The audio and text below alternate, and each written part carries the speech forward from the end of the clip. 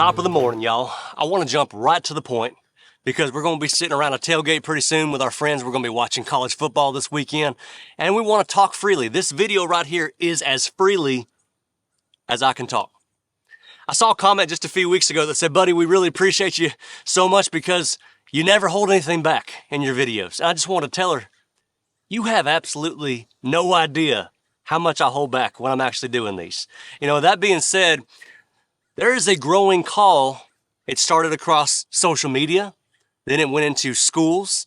Now it's made its way into private conversations, members of the church, in a very, very non-joking fashion, that it's time to bring back the Crusades.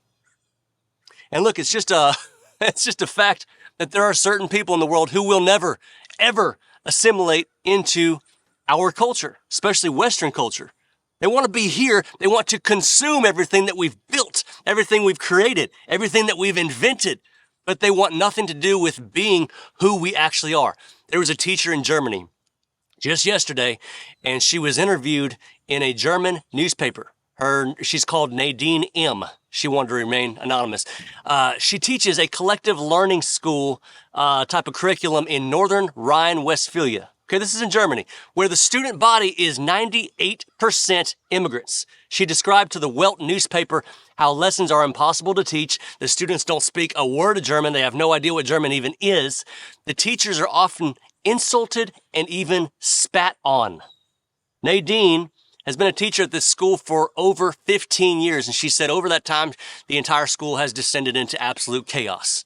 The students have no desire to ever integrate, and the parents are openly hostile to the teachers and even the entire idea of an education system.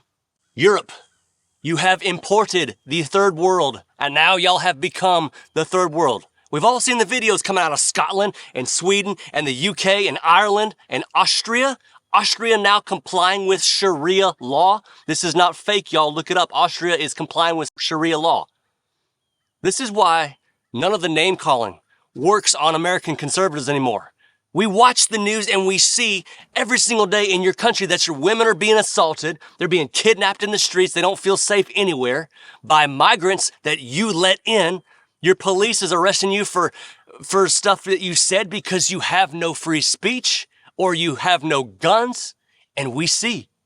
We as Americans, we see. So there's no name that you could possibly call us anymore that would ever appeal to our emotions enough to get us to take on any kind of liberal viewpoint, is what I'm saying. After all the horrific views, the videos that we have to watch every single day over here in America coming out of your collapsed country. And you say, well, buddy, we did this because we wanted to show empathy. Screw your empathy. Look where it got you.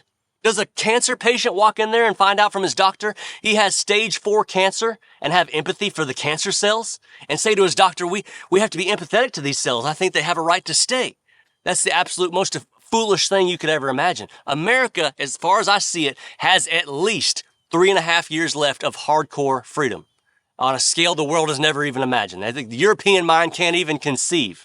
If, God forbid, it falls into the hands of a left-wing extremist, then we're going to have this exact conversation over here 3.5 years from now. But right now, Europe, I say to you, you better assemble. I would suggest praying and looking to that ancient spirit that I know is deep down inside of you, because when a long train of abuses and usurpations pursuing invariably the same object evinces a design to reduce them under absolute despotism, it is their right, it is their duty to throw off such government to provide new guards for their future security. That is our Declaration of Independence. We meant it back then, and we mean it right now. Europeans, you have no future. Neither do your children or grandchildren, unless you start thinking 11th century, 12th century, 13th century, and circle the wagons. Look, y'all, awaken your faith and the rest will follow. God bless you. Be good.